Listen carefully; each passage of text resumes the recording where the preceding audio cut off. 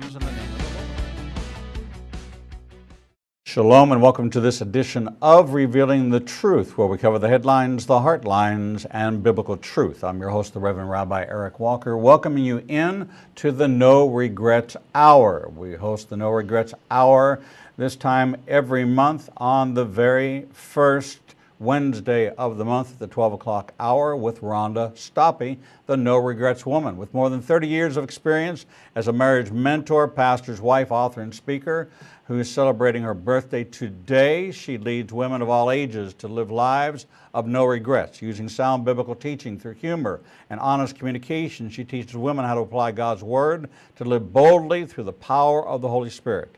She's appeared on radio, television, all over. If you haven't seen or heard of Rhonda Stoppe, you need to know her. She's the author of Moms Raising Sons to be Men, which mentors thousands of moms to guide sons towards a no regrets life. She's the author of My Husband Would Change, I'd Be Happy, and Other Myths Wives Believe. She's the author of Real Life Romance and The Marriage Mentor, helping countless women build no regrets marriages. She lives in California with her husband Steve, with 4 adult children, 10 grandchildren, and who knows what else is going on in their life. But here to host the No Regrets Hour is the birthday girl herself, Rhonda Stoppe. Rhonda, happy birthday to you, dear friend. Thank you. It's good to be with you. And here's what else is going on in my life. I have this cast on still. I get it off today. That's my birthday present, is I get this cast. Hopefully, if the bone graft took, I get it removed. So that's why I wasn't able to be on the show last month, because I had a shattered wrist. I remember that. And of course, you know, we do not subscribe to the caste system in the body of Messiah. And so we're very, very glad to have you have your cast removed. That will change your status. So it's been quite a journey for you, because you being disabled is not in your vocabulary. I don't see you ever in any way dealing with infirmity. It was rough. And I got to tell you, it was definitely a reset for the Lord to just kind of pull me out of everything and quiet me. I had lots of tears. It's not just a broken wrist. It was shattered, so they had to do a bone graft and a metal plate surgery. So it was a long process of literally just being able to lay on the couch with it iced and elevated. This is my dominant hand. I'm left-handed. So typing, if I did anything, was with fingers like this, and I just gave up on that. And I kind of just... besides the pain, the emotional part of it was just, it's long and lonely. I was home. Steve stayed home most of the time. He was awesome. Did work from home as much as he could. For the first 3 weeks, my grandkids were all sick or out of town, so they couldn't come see me. So it was a lot to process. It was humbling, but it also made me more aware of when people are laid up and they don't see an end in sight. I need to go visit them more. I need to spend more time with them. So, yeah, it's been rough, but hopefully we're at the end. I can move my fingers, which I couldn't do that before, so that's a big deal. It's interesting you say that. I teach Monday nights. We record another show that I do called Revealing the Bible, and we do that on Monday nights in front of a live audience at a church in Tuscaloosa, Alabama. And on Tuesday nights at the Marriott here in Birmingham, we rent the banquet facility there every Tuesday night, and I do a Revealing Prophecy before a live audience.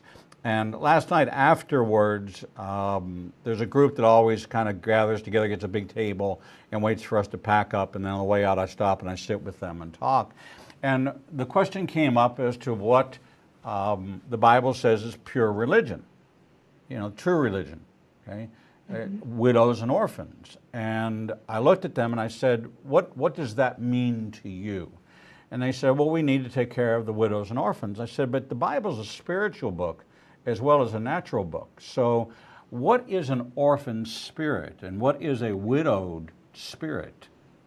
And they thought for a minute, and they thought back, and they said, you know, isolation and feeling of unworthiness, and being not feeling that they can receive love, that love has died in their life. Well, that's a widow's spirit, an orphan spirit. I'm detached, I'm alone, I'm separated, I'm cut out from the pack. I have this orphan spirit. And maybe now we understand what James was talking about and what God was talking about in regards to widows and orphans was not just this kinsman redeemer scenario of Ruth and Boaz, but more of this spiritual orphan spirit and widow spirit that's consuming people in this environment of isolationism and loneliness. And truly, people have become, because of social media, they think that, my daughter, who texts me all the time, says, Dad, I talk to you every day. I called her the other day. I said, I just wanted to hear your voice. And she said, What are you talking about? I talk to you every day. I said, no, you text me every day. But I haven't heard your voice in 5 or 6 days, and I just want to hear your voice. And we've come into redefining what talking to somebody is. I just talked to you the other day. No, you didn't. You texted me. Okay, you know, and pretty soon the word talk is no longer going to become connected with audible. It's all changing, and so you experience this. I can see that it had a dramatic impact on you to face something that you had not. You know, you live a life where you're very deeply involved, matriarchally. Involved with your children, with your grandchildren, intimate relationship with each one of them has a unique and special individual relationship with you. And to be cut off from that had to be devastating to you. It was a very emotional, and when I had a soft cast, then the surgery, then another soft cast, couldn't go anywhere, couldn't bump this. And then when I finally got the hard cast on week 3, I thought, okay, it's a broken arm, I can just move around. And the doctor's like, no, you cannot, move, can't bump, blah, blah, blah. When my daughter walked in the door after I hadn't seen her in a couple of weeks because the kids had been sick, she walked in and my face just lit up. And it immediately reminded me when my mom had a heart surgery that went terribly wrong, and I would go visit her. And fortunately, her husband had moved her to the town of Patterson, which is near where our church is, so I could stop by and see her. But when I would walk in, her little face would just light up. I mean, that smile. And my mom passed away a few years ago now. But that's the thing. In fact, Jason, I know he just posted something that his mom, it's been a year. It's been a year. And just not seeing your mom's face light up when you walk in the room. Nobody looks at you like your mother. But I started to cry, and I thought about, I wish I would have gone to see my mom more. I was so busy, and I would stop in. But every time I went to see my mom, I shared the gospel with her because I knew that's what she needed more than anything else in life. And as God took away from my mom her beauty, her treasures, her busy life, everything, she was just at home with a caregiver, and her husband worked out of town and came home on the weekends, and the loneliness. And one day when I went to share with her, the Lord opened her understanding, and she received Christ. She not only just believed it, but she repented. She started crying, asking God, please forgive me, I'm so ashamed. And I was in awe. And it was just that continually, I'm going to go see her, I'm going to love her, but as often as I can, I'm going to share with her the hope that she can only have. And then she passed away 6 months after that, which was just the kindness of the Lord to isolate her and take away everything that she found her worth and her treasure in, so that she was ready to hear the gospel. When you're talking about the orphans, the spirit of the orphans, I feel like in divorce situations, there's so many kids that dad doesn't come around at all, or he's married to another family, or they don't even know where he is. Mom's working, just trying to keep, things. I went to a 50-year celebration at the Christian school that I went to in San Jose when I was younger. In fact, it's the place I met Stoppe. I put a picture of where he and I met on that spot. But when I went, they had several people that had grown up under that ministry talk. And this one friend of mine, his name's Tim Blankenship, he got up, quiet, meek guy. He works in the sound booth at the church. And he started to share his testimony. And he said, I came here in 1969 on a bus. And anyone who's younger doesn't know about the bus ministries that they had all over the nation. But they would send out buses and pick up children in the streets. They would just jump on the bus and go to church. I was telling my older daughter about it, and she's like, did they have permission slips from the parents? I said, no, the parents, we just took them to church and then took them back home afterwards. And Tim said, I came on a bus, I accepted Christ, my family life was terrible. This became my family, and I was here all the time. He grew up there. He married a woman that was there. She became a teacher at the Christian school. And he said, and she passed away from cancer a few years ago. And he said, again, this is my family. This is where I belong. That's what we have to offer. That is true religion, visiting the orphans and the widows. And we just think if we throw some money at their situation and provide for that need that we've done, you know, I adopt a compassion child. Look at, I've done something. But if we could just go into the streets of our towns and say, those kids need to be treasured. They need to be loved. There's a woman in our church named Mary and her husband Lewis, and they have taken on the senior adult ministries in such a wonderful way. They you know, their toilet's not working, they go fix it. Take them to the doctor. She puts to the Facebook page for all of us to know what's going on with all of them. And she does little parties for everybody's birthday every month. And I'm actually part of that senior group. And so I'm going to play bingo this month with all of them. And the only thing is when I go play bingo, I can't stop talking. And they're like, we're playing bingo, stop talking. So I don't really fit, but I try. But all that to say, she loves them. And they call her because she connects them not only with whatever they're needing, she connects them with our body to make sure we don't not see one of them that's struggling alone, whether it's loneliness or an illness or financial need. Well, people have got to be connected. I don't know if I shared with you that my daughter is pregnant. Yeah, 25 weeks as of Friday. And, you know, my daughter was a C-section baby, and she's adopted. So I've come to find out that there is a difference in a C-section baby and how they develop versus a vaginal birth baby who's squeezed to fit through that birth canal. But there are certain endorphins which are released which aren't experienced by a C-section baby, and therefore their personalities develop differently. And so she has kind of the double of being adopted and being C-section, so she's now in this kind of, and her mother was a runaway, her biological was a runaway, 15 years old, got pregnant, her parents wanted her to have an abortion, she ran away from home carrying my daughter, ran to San Diego to live with her sister so that she could have the child and put it up for adoption because she just didn't think it was right, and the parents were trying to force her till she ran away, saved enough money and stole enough money from them in dollar bills and quarters till she'd get a bus ticket to San Diego. And Amanda was born in Fallbrook Hospital, so down in the Southern California area. But there are so many different things that affect, you know, her ability to connect and feel connected, because she didn't have that bond of going through the birth canal, desperate for bonding, desperate for it, and is not good at it.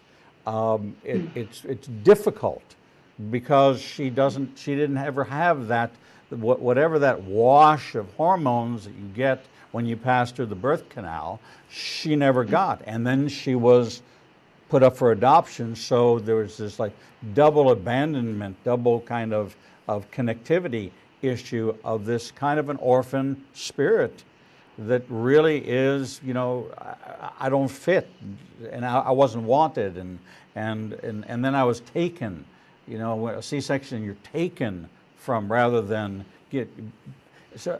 So many things impact what goes on in the minds of people and the way they develop and their personalities, that the ability to connect is still vitally important. That's what the body is all about, is connection points. And we're losing some of that in these mega these very, very large, where it's now becoming small groups, but then that's just a little, almost too narrow. So you've got to find other, and now it's becoming more of a homogenized, well, I go to this church's small group over here, and I go to this small group over here, and I go to a Wednesday night over here, and I'm a member of a church over here that I go to on Sunday morning, but Sunday night I actually go to a Bible study over here. And you hear about these homogenized experiences because it's just, church is different than it was. And communication. It's interesting. Whenever Stoppe sends out a message or a letter to the church, he says, "Hello, church family," or "Hello, dear church family," and they all. They say that churches take on the personality of their pastor. I'm just doing a seminar at a minister's wives retreat in a couple of weeks, and I never miss that retreat. It's every year in Northern California. If any pastors' wives are listening, I urge you to find a community of pastors' wives, because they're the only ones that really understand this ministry to the minister that we have. But knowing our people intimately and knowing what's going on in their lives, it's important, and sometimes it's easy to just get too busy or to almost feel burdened by it. Especially, I can go speak at a women's event and I share the gospel and I share my message, and women come up and they say, "Yay, God, and I'm going to live like that, and the Lord convicted me of this, and that's going to change in my life." But I walk away and I don't know, except through the ones that email me, that stay connected with me in that way. Sorry, something fell. I don't know if they really kept that commitment. It's the pastor's wife. It's the people that are in ministry in those communities that have to get into their lives. And, when they're not, there's one little boy that lives across the street from our church, and his family doesn't go. He just showed up one day, sat in the front row by himself. He's probably been coming about 4 years now. And I hadn't seen him at church in a while, and we were at something on a Wednesday night, and I saw him, and I said, "Where have you been?" He said, "I just go to youth group now. I don't come on Sunday anymore." And I said, "Oh, no. We need you here. You're part of this family, and we want to be a family to you." And he's like, "Okay." And I know this boy's story. He doesn't even know where his dad is. And his mom works really hard to take care of him, and she has to work all the time. And our oldest son, Tony, God didn't bring to our family till he was 15 years old. We met him in our youth group at our church in Texas. He came to Christ. And I got to tell you, from the first time we met that boy, we knew he was to be ours. And as his story unfolded and his life unfolded and the difficult circumstances he was in at home, one night he came over to our house in tears, and Steve said, "You're moving in with us." And he's like, "Really?" And we had been in ministry, youth ministry for 18 years total. We'd never moved a kid into our home. We'd helped them, but you don't just bring every youth kid that's in trouble into your house. And they tell you never to adopt a child older than your own children. And Tony became our oldest, but it was so clear that he was to be ours.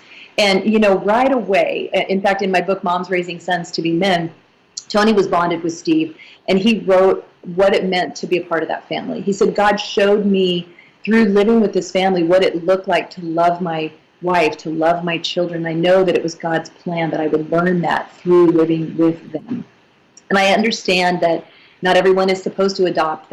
If God puts it on your heart, then you should do that. But we can't just tell every single person that's what they're supposed to do. But at church, that kid that's sitting by himself, give him a hug, tell him hi, tell that little girl, "Hey, how you doing?" That is important, and we lose it. Even when I go visit mega churches, I stand in the back, I smile at every person that walks by, I say hi, I make eye contact. They'll nod at me and keep walking. Once in a great while, someone will talk. After I speak, then they all want to talk to me. Right. But when they thought I was just some lady off the street, they feel uncomfortable. They're not being rude. It's out of our comfort zone to just walk up and talk to a stranger. And yet, that's that spirit that God wants us to have, is to include and to welcome. They may be seeking and not know Christ at all. You may get to opportunity to share your testimony with them. I grew up in the world where we were born to schmooze. And so, that's kind of our mantra is we're just born to schmooze. So it doesn't matter wherever we walk into, whatever place we go, wherever it is. And I do this event every Tuesday night at this hotel. I know everybody on staff there. I know their stories. And there is a pregnant, Stephanie's pregnant, carrying twins. She's from Jerusalem. Her father is a Messianic rabbi in Jerusalem. And I told her, listen, I'm going there in 2 weeks. I'll go see your father. Do you want me to take a message? She said, I will have a letter for you next Tuesday night to take to my father for me. She said, how amazing that would be in Birmingham, Alabama. I would meet someone who's carrying twins. She's obviously pregnant. And she's just struck up a conversation and mentioned I was leaving. She said, well, you're here every Tuesday night. I said, yeah, but not on May the 21st. I'll be in Israel. She goes, what do you mean you'll be in Israel? Why would you be in Israel? What do you do in Israel? And so the whole conversation evolved because I've never met a stranger. And so, we were born to schmooze. It should be a shirt, a hat, or something. And you were born to schmooze. I mean, you don't, that's how we're wired. But it's that connection point. It's touch points. It's all those things that make it very important. I had the opportunity yesterday to interview somebody that I think that you would be very much like to know them and their ministry. It's called Replanted Ministries. It's for support for foster parents and for adoptive parents. Jen Hook is the head of the ministry, and there's a small group set up for foster parents and for adoptive parents to help them connect in the church. And I know that as an adoptive father, I didn't have any support. I didn't know anybody who ever adopted. Nobody in my family had ever adopted. I had 6 weeks from the day I was notified I was going to become a dad to the day I took her out of the delivery room. There was nothing. So it was all completely fly by the seat of your pants. And when I looked at, they've now planted 40 of these small groups called Replanted, and they're growing, and they have curriculum, and they have a whole 4-year plan. It's really quite extraordinary to connect the disconnected. So the foster families, these foster parents that are in the system, they have kids in the system, where do they go to connect? Who helps them? And how do they share what's going on? And how do they establish even a temporary community? At sometimes it may only last for 3 months that they have a foster child. Then they may have a child that fostered to adoption or adoption. But how do you connect when your kid and your family structure? You may have a Chinese child, and you're look like you and I, and so how does the church welcome you in? It's always with a looking kind of askance and going, well, what's up with that? Or the couple with the African American child, and neither one of the mother or father are African American. So there's these visual disconnects that we do naturally because we're not wired to hold every thought captive to the mind of Messiah and treat everybody like they were created as an image bearer, the same way we were created as image bearers. You're no different an image bearer than I am. The Spirit in you is the same Spirit that's in me. It's no better, it's no stronger, it's no worse, it's the same. It's the same in everybody. And if you're a pre-believer, then it's available to you as a pre-believer, and it's our responsibility, by the way we treat you, to provoke you to jealousy, not to provoke you by ignoring you, right, but to welcome you. Well, and so often the people that bring in those foster or adopted kids, the kids are troubled. The kids are the ones that won't sit still in children's church. The kids are the ones that no one wants their kids to play with. I know of a friend of my daughter's that adopted 4 siblings that were troubled, and they were in the foster system for a long time, and her husband chose to adopt these kids, and it has been very difficult. I think we think once these kids are in a home, everything's fine, but those kids don't know how to connect. They don't know how to trust. I have a friend who adopted girls from Bulgaria, and it's not, you think these kids, you pull them out of an orphanage, they're young teenage girls, and you think they're going to be so grateful that they have now a family.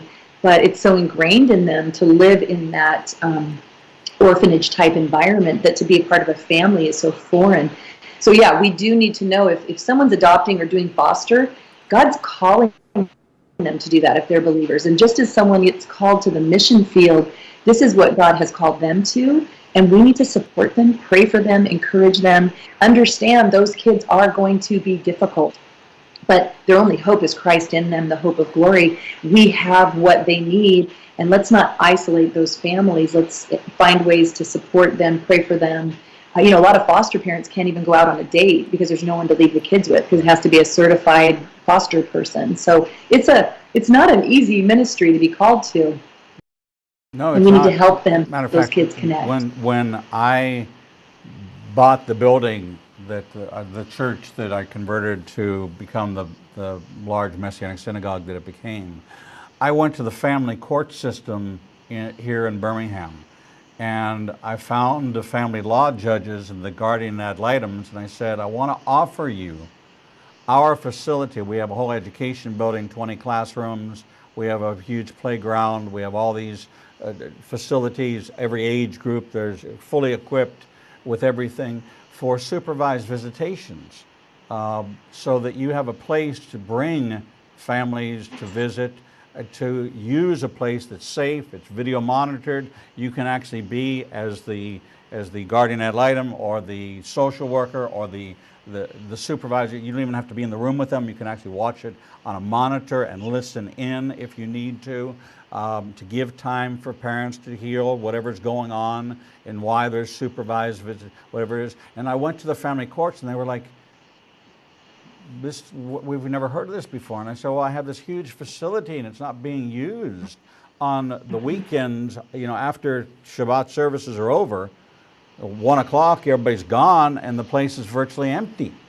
So why wouldn't we? The Saturday afternoon, Sunday afternoon is a very common visitation time for people to get. So I offered the facility to 2 counties that we served, and it was like shocking to them that somebody would offer that. But our our buildings should be used by the community. It should be a gathering place and made available. We become so protective and so concerned over, well, what if they tear something up, or what if they break something, or what if they do? What if they do? Right. What if they do? Even when Steve and I planted a church in Austin, Texas, we opened our home to a youth ministry. We met in a school on Sundays, but everything else was in our house. And our home, in a very wealthy community on the lake in Austin, we didn't belong there. It was just the Lord planted us there. But these kids started coming. We went from 0 to 200 teenagers in one summer.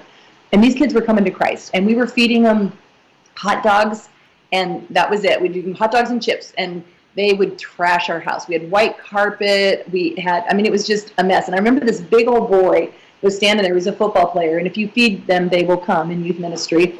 And he was holding a hot dog with ketchup and mustard on it. And these kids were like all over our house. And the house wasn't that big. And he said, I don't understand why you guys do this. And as he said it, his hot dog rolled off the bun and right onto my white carpet. And I looked at it, and I made eye contact with him. And I said, because you're more important to us than our stuff. And I always tell anyone in ministry, people over possessions. And it meant so much to him. He started to clean it up. I go, Daniel, I'll get that later. Let's finish our conversation. And I think these kids who were from these wealthy homes, they had their own boats, their own jet skis, all of this going on. They were in the Bible Belt. They knew about Jesus. Everybody had a granddaddy that was a Baptist preacher, but they didn't know Jesus. And as they saw them being treasured more than what we owned, God drew them to Christ. And as these kids started coming to Christ and the parents watched, eventually the parents started coming to Christ. And it was an amazing ministry and a fun thing to be a part of. And like I say, that's where God brought our son Tony to our family. We were there 6 years. God called us back to California. We cried the whole way back. We didn't want to come back to California. In fact, it's crazy here if you haven't noticed. The schools aren't good. There's so many things going on. And people will say, I want to get out of California. And we were like, we were out. God called us back. I always hashtag our pictures called to Cali. That's the mission field. As it gets darker, the bright shines brighter. And honestly, even the younger generation coming up in the the idiocracy of the policies, the things that they're saying as absolutes, there's a generation, the pendulum's going to swing. They're going to see how ridiculous some of these things are, and they're going to be more willing to respond to the gospel. And that's the important thing, is that we shine so we can draw them to Messiah. If we're just trying to live a happy life and do good things and adopt a kid because that's what we should do, if we're not all about making Christ known in this generation, we're missing the whole point. Well, and we're very good at missing the point. And that's an unfortunate situation. We're talking with Rhonda Stoppe, author of The Marriage Mentor, Real Life Romance, other books which are fabulous, raising sons to be, or boys to be men, sons to be fathers, moms raising sons to be men. And also, if my husband would change, I'd be happy. Another Miss Why I Believe. She's a prolific author, great speaker, and the host of this No Regrets Hour, talking about the issues that seem to be the source of regret in people's lives. Not calling enough, not visiting enough, not doing enough when it comes to just being connected and allowing disconnected, and maybe not making that step forward and looking back. I know when I put my head on the pillow, I have a tendency to review the words that came out of my mouth during the day, and if I have a sense in my stomach that something's not right, the next day I will make that call to make it right, because I asked God to show me and to examine me each and every night that I put my head on the pillow, because our words have power, and what we say and how we say it, or what we don't say and what we don't do, also have power. And I've learned this from Rhonda in the 2.5 years we've been with her, about how to live a no regrets life, and trying to look at what we say and look at what we do and be responsible and accountable to the Lord and to each other. We're going to take a short break, and when we come back, we'll continue with the No Regrets Hour, hosted by our good friend, the birthday girl, Rhonda Stoppe. We'll be right back. Not everything that makes the headlines has biblical importance, but many events that happen around the world do, and you never hear about them. Igniting a Nation is pleased to teach Revealing Prophecy every Tuesday night at 7 p.m. at the Marriott 280 in Birmingham. We will cover worldwide events and insider information that will connect the dots of what's happening around the world with biblical prophecy. If you happen to miss a class, we'll televise each week's class at 10 o'clock Central Time on ignitinganation.com and all our social media outlets. Copies of the teachings will also be available to purchase on our website at www.ignitinganation.com.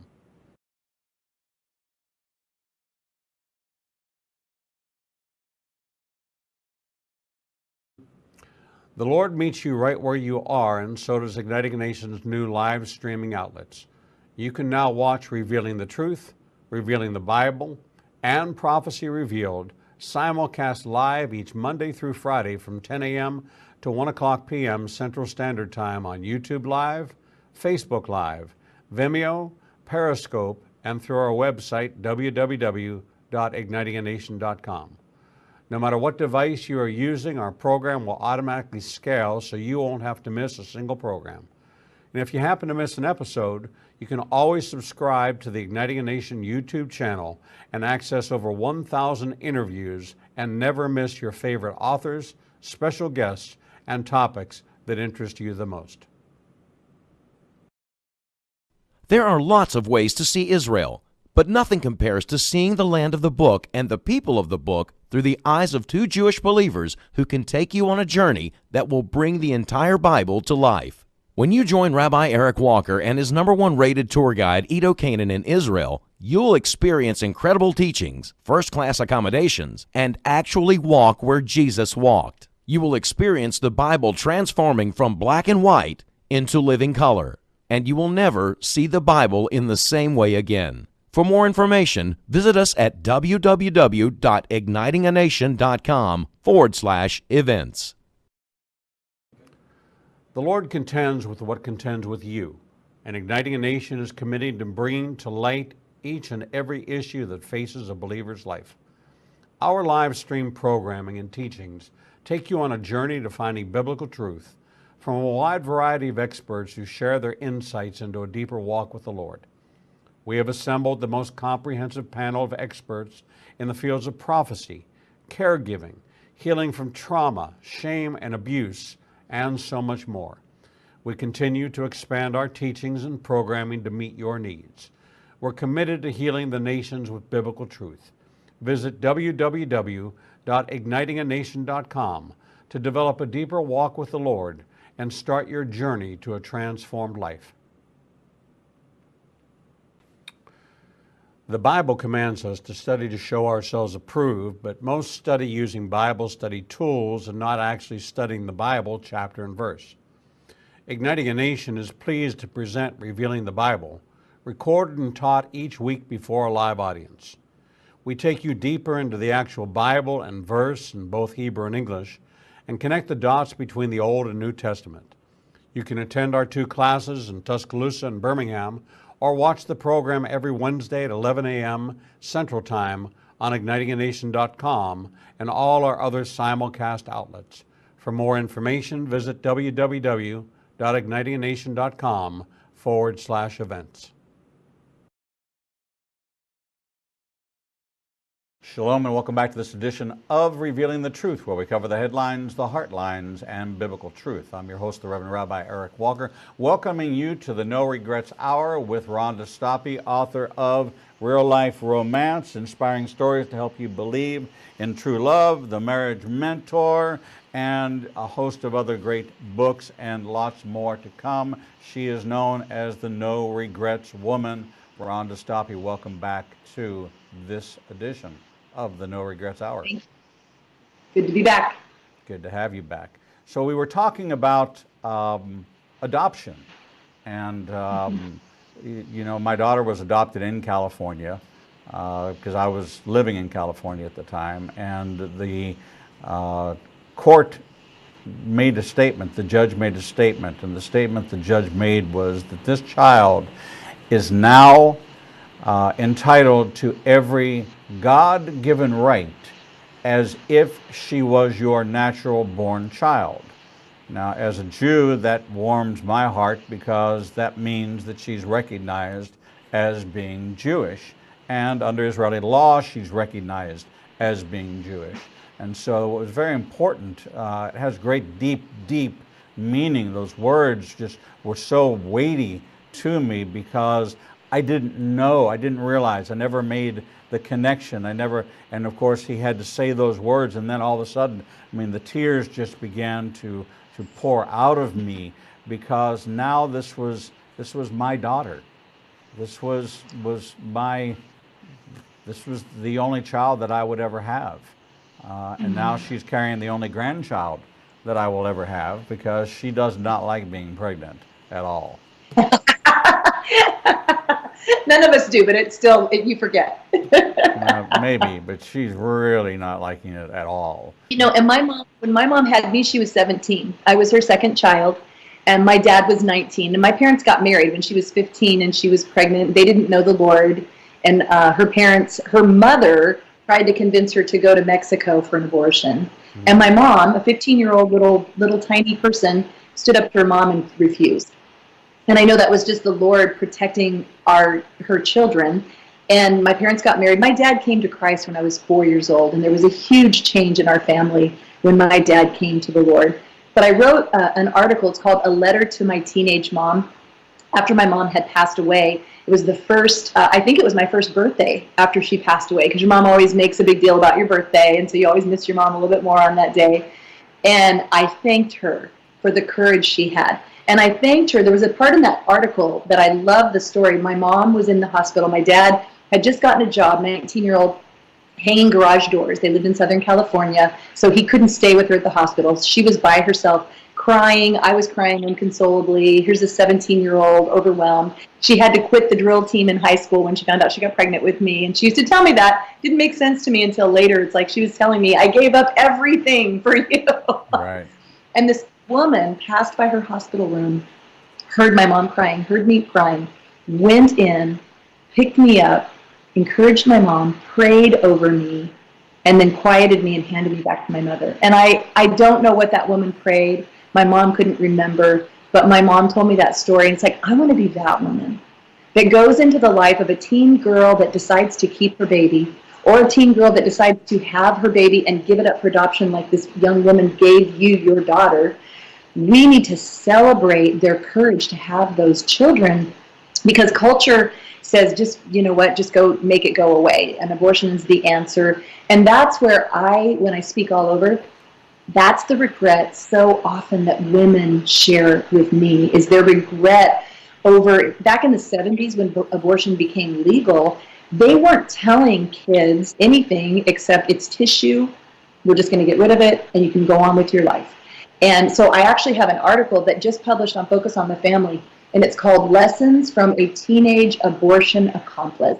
And it's really my story, because what I saw in the news, as there was articles that were saying abortion made legal right up until birth, and people were commenting in the comments hate speech. And I don't mean, that I'm not a red flag hate speech, but they were hateful toward the people who passed these laws.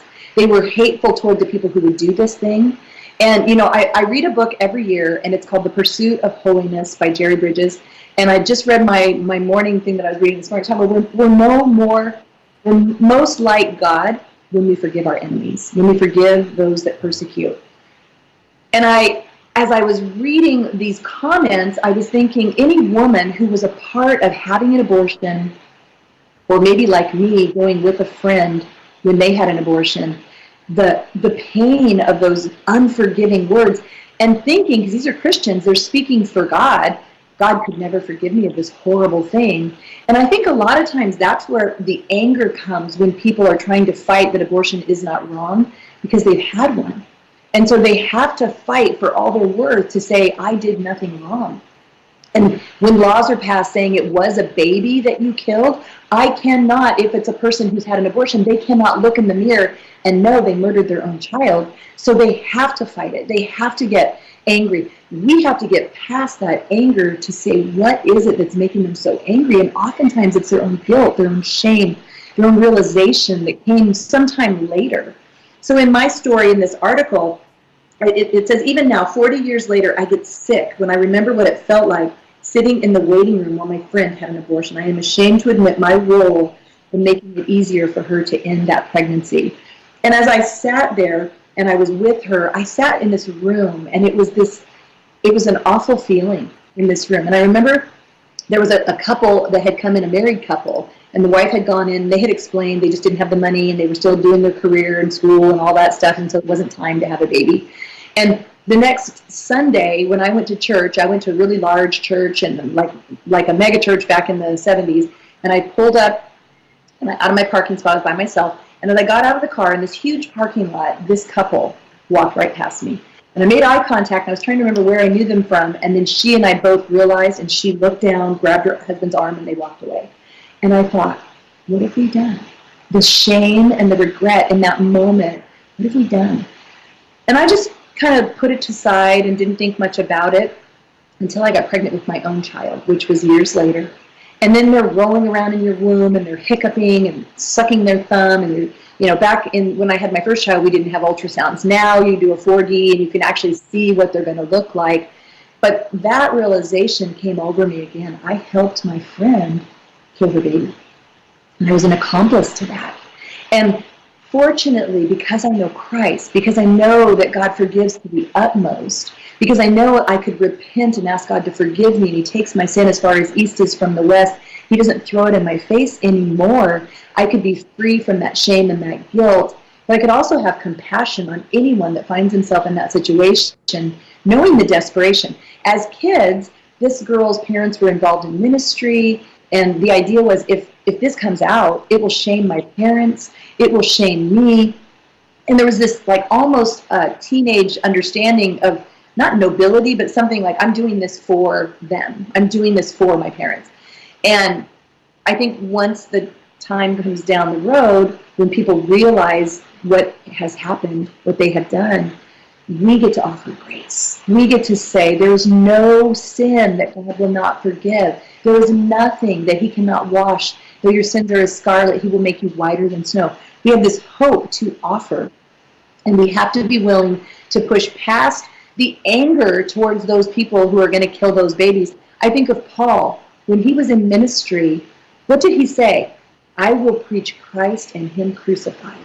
There were temple prostitutes that were putting stones in their uterus to abort those pregnancies. There were babies being sacrificed on altars to other gods, which abortion is a form of idolatry. It is a form of worshiping other gods, of prosperity, of comfort, of or reputation, or whatever it is that, why do people have abortions? I can't afford it. I don't want to be a mom right now. I'm alone. I don't want to be a single mom. I don't want to be broke. I don't want to quit school. I want my career. And what we realize is the same demonic forces that convinced people when, is it the Moabites that sacrificed their babies? Is that Ruth and, Naomi, Ruth? When they were convinced, put your baby on the altar to the god of prosperity. Is it Moloch? Is that what the god Moloch, was? yes.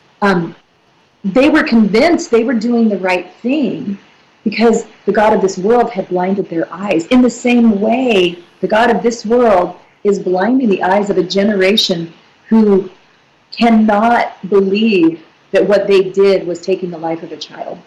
Or maybe it's a parent that pushed her child to have an abortion. I think of a woman, I spoke at a women's event, and this lady came up to me. We were talking about bitterness and unforgiveness and how it just steals your joy and it robs you of being a powerful prayer warrior or a pursuer of Christ.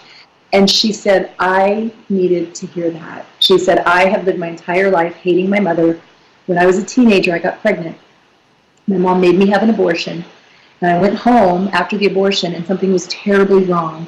And come to find out, it was twins. And they had only gotten one of the children, but they had killed the other and it was still in her womb. So it was a terrible mess, and she had to have a full hysterectomy as a teenager. She never could have children. And when her younger teenage sister got pregnant years later, her mother made her quit school and take care of that girl, that teenage sister's child, because she gave birth to that baby, so the sister could finish high school, finish college. And she said, my sister is a huge success. She has a career, she has a child, she has money. I have nothing, and it's because of my mom. And being able to tell this woman this hatred, this resent that you have toward your mom is killing you. And it's robbing you of what God wants to do in your life. The regret is there, but God, he says, cast your cares on me. I care for you. And even that mom that did that thing was thinking she was doing what was right for her daughter and believing the lies that culture was telling her it's not wrong. It's a hard walk because we want to be active and say, no, abortion is wrong. And you were just talking about in Alabama, the law that just passed, and you can share about that. That's amazing. But when we're standing on a street corner holding up a sign and we're saying abortion is murder, we can't be hating. We can't be angry because the people that are walking into those abortion clinics just see our hatred. Instead, it's that compassion, that Jesus told Jerusalem, I've wept over you, I've longed to draw you to myself, but you would not let me. That's these people. Can we have the heart of God and love our enemies, love those that are persecuting these unborn children, and know that maybe that heinous sin is what they're going to have to commit to see their need for a Savior, right? Sometimes people just live good lives and do good things, and I'm good, I'm going to heaven, I didn't do anything, I didn't kill anybody.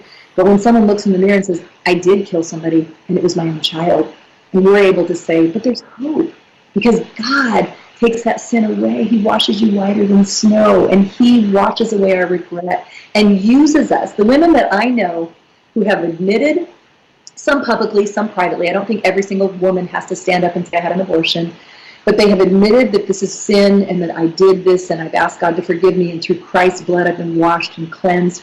They're free. They're free to love their families well. They're free. In fact, the statistics of women who have aborted their babies, oftentimes they have a hard time connecting with the other children that they have later. But when they have been washed of that guilt, because of Christ in them, he loves through them. He knits his heart to their children in a way they never could have. And they have the compassion for someone else who's walked in their shoes and can offer them hope. So we have to come to this place of offering hope to those that have done that. And honestly, it takes wisdom. I can't give you an outline how it's done. It's one person at a time. Preventing abortion is not going to come through politics. It's going to come through one person at a time. And I know a lot of the crisis pregnancy centers offer ultrasounds. And if, I forget the percentage of women when they see their baby in their womb, they decide not to have an abortion. That's one step we can take. Give money towards those ultrasound machines. If there's a teen in your church that's pregnant, don't shame her. I share in this article how there was a girl that was in our youth group. She went away to Liberty University, had the most advantage in the great college. Her dad was a pastor. She came home for spring break. She partied with some friends. She went back to college and found out she was pregnant.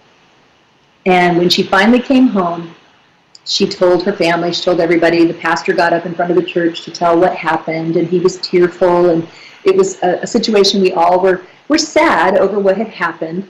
But I took her out to lunch, and I said, I want you to know something. I'm so proud of you. She said, proud of me? Look at me. And I said, you were, so many states away. You could have gone and had an abortion. No one would have known. And she said, I had an appointment to have an abortion. And I was going to, because I knew how much this would kill my parents.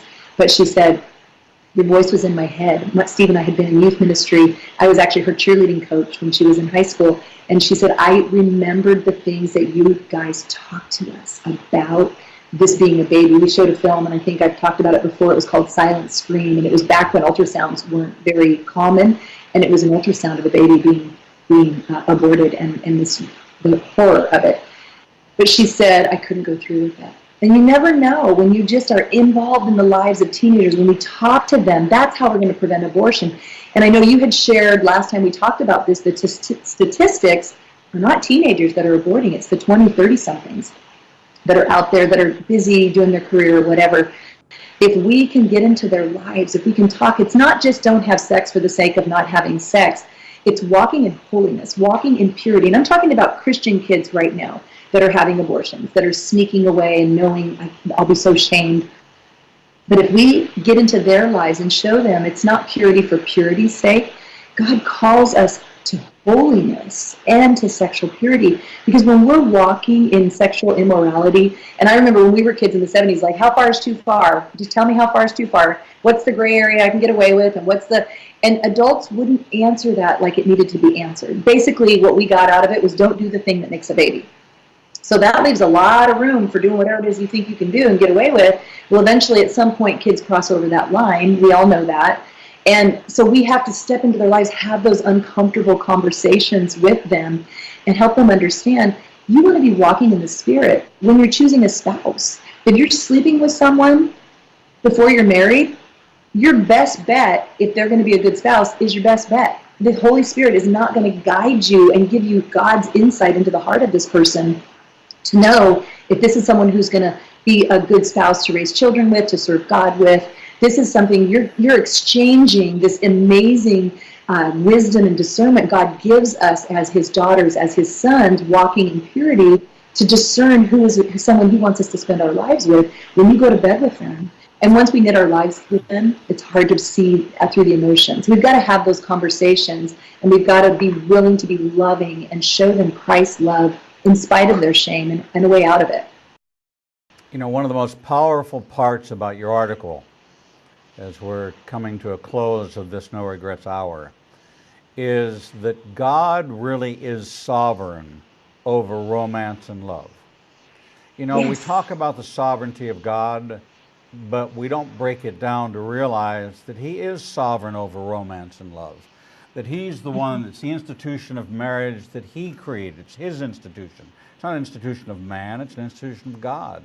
And this union, this becoming one, for this reason, a man will leave his mother and father and cleave to his wife, and they will become one flesh. Okay? When you split an atom, one atom, you split that atom, there is a nuclear holocaust, there is a fallout, there is repercussions. This is what happens when you take a baby out. This is what things happen. You're removing, you're separating what is united by man or by God, and you're breaking it apart. It's going to wreak havoc. And if we would break it down to say God is sovereign over romance, God is sovereign over love, God is sovereign over finances, God is sovereign over all of these things, not just God's great and sovereign, but He's sovereign over love and romance. And if it doesn't look like God defines it in His Word, then it's not the love that God has for you. It's in And that's why I wrote Real Life Romance, because Real Life Romance is just a collection of amazing Christ-honoring love stories. We all crave those happily ever after stories. Right. We will watch movies that don't honor Christ because we want to find these are Christ-honoring, God's sovereignty, real-life romance stories. This is a great book to give to a teen or a single adult, or to take your teenage group through, because it celebrates, God celebrates true love. And one more point is the act of marriage. When God walked through the pieces of flesh to covenant with Abraham, in the same way, the marriage covenant is remembered, and every time that a married couple comes together in the marriage bed, it's a passing through the pieces of flesh. It's a sign of our covenant. When we don't have a marriage covenant and we are having intimacy in marriage, it's a mockery of that. Any kind of homosexual intimacy is a mockery of what God said. This is the sign of the covenant that makes two become one flesh. Truth always spoken here during the No Regrets Hour, because we together, Rhonda Stoppe and myself and Igniting a Nation Ministries, want you to live a life without regret. And that is possible when you hand it over to the one God sent to take that burden from you, to take that regret, to lay it at the foot of the cross, to take that burden that you've been carrying, that you've hidden, that dark darling of your heart that you don't think that God will ever let you off the hook for. I say, go ahead and test Him and see. Lay it at His feet and see what forgiveness really feels like. And you'll find out that whom the Son sets free is free indeed. Rhonda Stoppe, happy birthday to you. Thank you for another fabulous No Regrets Hour. We will see you right back here on the first Monday of the month of June, when we see you again for the next No Regrets Hour. God bless you, your family, and your husband, and I look forward to talking to you soon. God bless you, my friend. Thank you. And the article, link to this article and Focus on the Family, will be in the notes of this show, so they can go ahead and read that. That is correct. That is correct. Thank you again. We're going to take a short break, and when we come back, we'll bring you the next edition of Revealing the Truth.